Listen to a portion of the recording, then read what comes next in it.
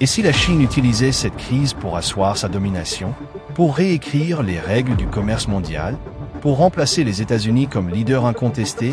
Découvrez dans cette vidéo les stratégies secrètes de Pékin et pourquoi Trump pourrait être en train de perdre cette guerre. Lorsque la Chine parle, chaque mot est une arme. Derrière des phrases en apparence modérées se cache un langage codé, une menace voilée et une détermination à bouleverser l'ordre mondial. En 2024, Pékin a franchi une ligne rouge face à Trump.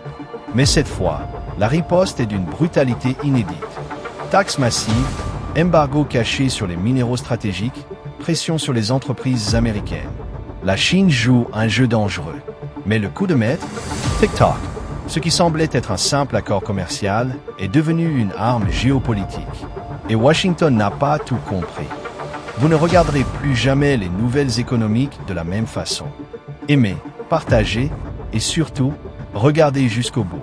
La révélation finale va vous sidérer. Lorsqu'on lit le langage diplomatique chinois, chaque mot compte, car le sens va souvent bien au-delà de ce qui est exprimé directement. En mars, pour la deuxième fois, Trump a imposé des droits de douane de 10% sur les produits chinois. Dans une déclaration, la Chine a exprimé une forte insatisfaction, marquant clairement son mécontentement. Puis, ces tarifs ont bondi de 34% et le ton a changé. La Chine s'est alors fermement opposée aux mesures américaines. Cela peut sembler anodin, mais ce n'est pas le cas. Cette formulation traduit un niveau de désapprobation bien plus grave, dépassant ce que la Chine est prête à tolérer pour signifier que ses actions sont inacceptables. Pourtant, une note de conciliation persiste en fin de déclaration, appelant à résoudre les différends commerciaux par des négociations équitables. Des centaines de milliards de dollars par an donnent un poids considérable au commerce. Cette fois, en réponse aux tarifs américains, la Chine n'a pas seulement réaffirmé son opposition ferme. Elle est allée plus loin, qualifiant l'escalade américaine d'erreur sur erreur. Ce langage, remarquablement direct, montre que Pékin assume désormais une communication plus agressive pour exprimer son mécontentement politique. La posture est provocatrice, bien plus hostile et déterminée qu'auparavant, révélant la volonté de la Chine de résister à Trump et sa vision de sa place dans le nouvel ordre mondial. Les représailles chinoises ont pris plusieurs formes. Tarifs successifs sur l'énergie et l'agriculture américaine, taxes généralisées sur tous les produits américains, jusqu'à 84%, restrictions sur les exportations de minéraux critiques et pression sur les entreprises américaines. Mais la Chine dispose d'autres leviers pour exercer une pression politique dans des domaines sensibles pour Donald Trump. Aujourd'hui, TikTok est de retour. Le président semble optimiste, évoquant des négociations avec plusieurs repreneurs potentiels. Un rapport du New York Times indiquait qu'un accord était proche. Les nouveaux investisseurs devaient détenir 50% de l'entité américaine de TikTok, tandis que les propriétaires chinois conservaient moins de 20%. Pékin semblait favorable à cette solution. Mais la situation a brusquement changé. La Chine a modifié les termes de l'accord en réaction aux tarifs douaniers. Pékin déploie une stratégie de coercition économique multidimensionnelle contre les États-Unis, mais ce n'est qu'un exemple. Songez à la puissance économique que la Chine est prête à mobiliser. Rappelez-vous les discussions sur le projet de Trump de créer un fonds souverain américain.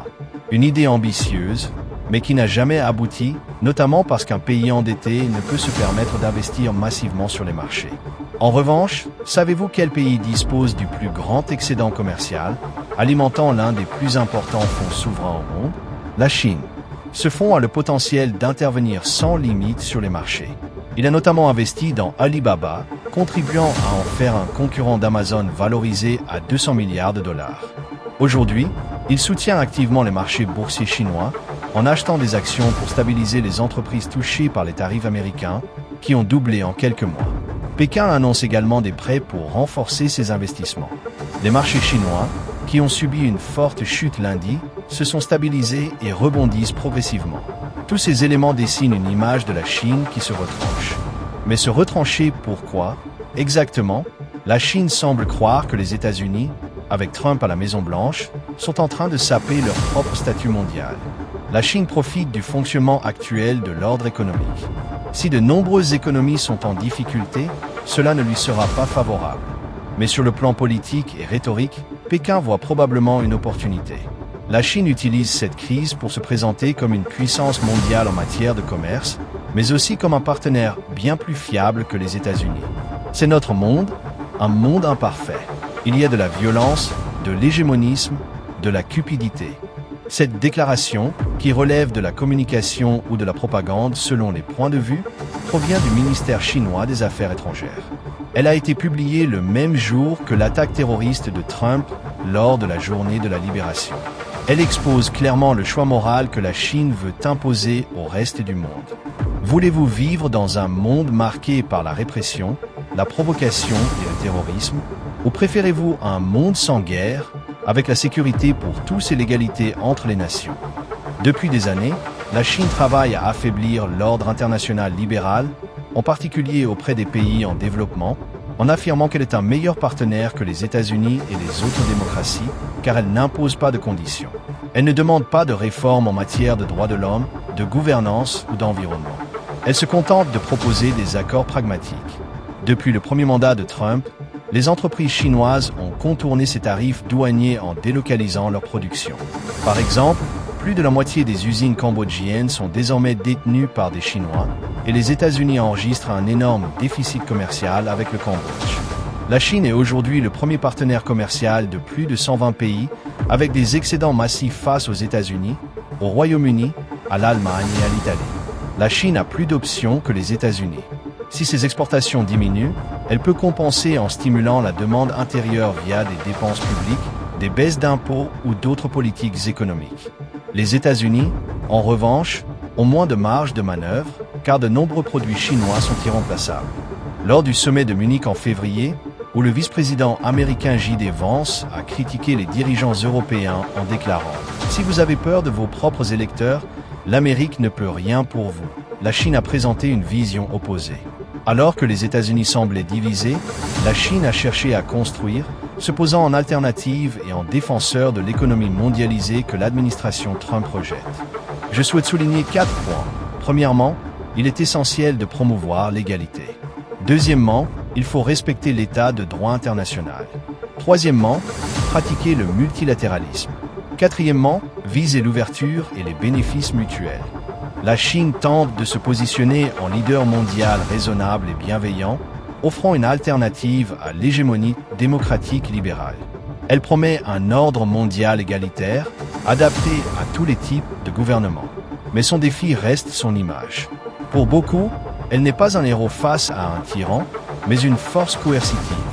Un régime autoritaire qui utilise son pouvoir militaire et industriel pour imposer sa volonté. Elle réprime la dissidence à Hong Kong, menace Taïwan, militarise des zones maritimes contestées et est accusée de violation des droits de l'homme, d'ingérence étrangère et de vol de propriété intellectuelle. Est-ce l'alternative à Donald Trump que le monde perçoit? Rappelons que la Chine avait déjà ses propres problèmes avant le retour de Trump. Une natalité en déclin, une économie atone. Mais les experts soulignent une différence majeure, la Chine a une plus grande tolérance à la douleur. Ses dirigeants ne sont pas jugés par des sondages ou un vote populaire. Si la guerre commerciale entre la Chine et les États-Unis continue de s'aggraver, les deux camps subiront des conséquences.